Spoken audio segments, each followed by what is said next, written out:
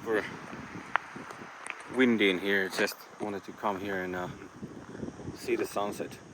And yeah, I've been here before. This is a great place to hike.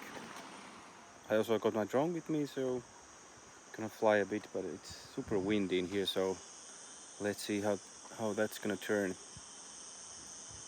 But yeah, it's gonna be nice. And yeah, soon gonna have a little holiday, 2 weeks. So I think we're gonna go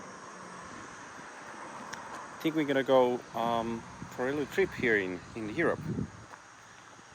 But we're gonna see later where we ended up. But yeah, this is just a beautiful place. Like up in the hills. Actually, you can go more higher and higher there. But there's lots of trails in here to take a little walk. Take a nice hike in here. So nice views in here. And it's not that hot anymore. Last day of August, Sunday. And yeah, it's maybe, I don't know, it's not 30, it's like a 27 or something like that. Not too hot at all.